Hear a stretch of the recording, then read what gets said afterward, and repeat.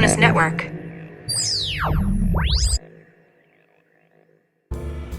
I'm Gabe, and this is my movie vidcast. I largely go off the cuff, though I do have notes.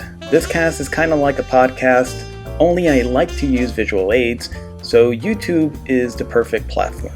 I invite feedback and discussion, so by all means hit me up in the comments. Now let us move ahead and discuss Once Upon a Time in Hollywood.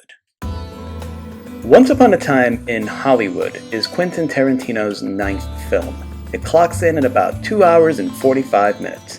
Currently it sits at an 86% on Rotten Tomatoes, 85% on Metacritic, and IMDb scores it at 8.7 out of 10.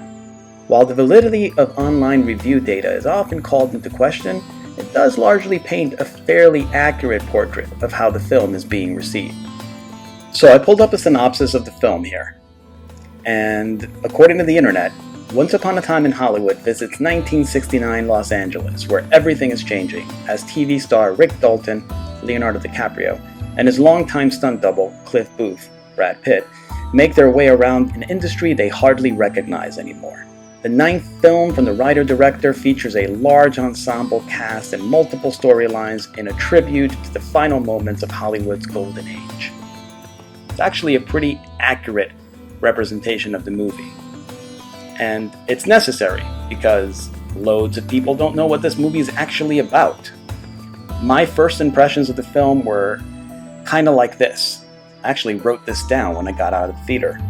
This film really is a love letter to 1969 Hollywood, the end of an era with the personalities of the time moving into the new age. It was a slow burn, but a pleasure to watch unfold.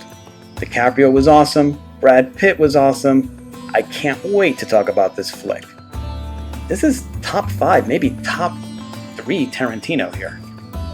Once I was out of the theater and posted on social media that I had seen the film, a friend texted me. She asked me to tell her what the film was about. This is what I texted her back. Oftentimes, Tarantino movies are composed of a series of events. This particular series of events revolves around the year of 1969 in Hollywood. DiCaprio plays an actor whose career is fading. Pitt is his stuntman and best friend. This story revolves largely around their lives. Their relationship is a strong component of the film, and it definitely denotes male bonding throughout.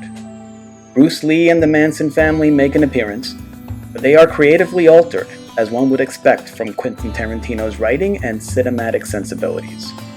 When it comes to the sets and ambiance of the flick, the accuracy and attention to detail is written large, as Tarantino opted not for CGI, but to actually transform the streets of modern Hollywood back to what they would have looked like in 1969, and the results are nothing short of breathtaking.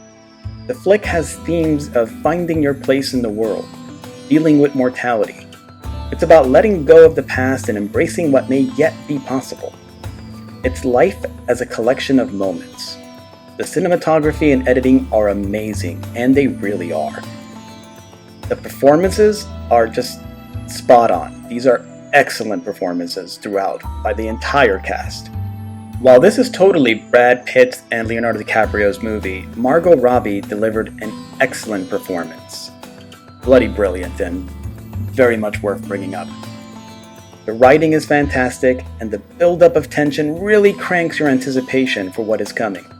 It's also filled with some really fun flights of fancy.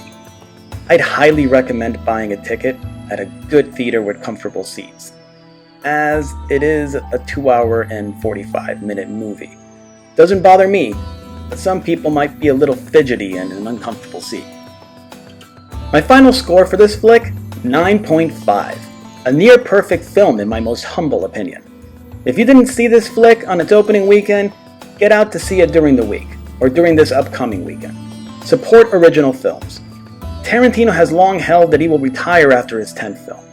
This being his 9th, I surely hope he reconsiders, because film needs auteurs like Quentin, who know how to compose outside the usual formula and have the pull to make it happen.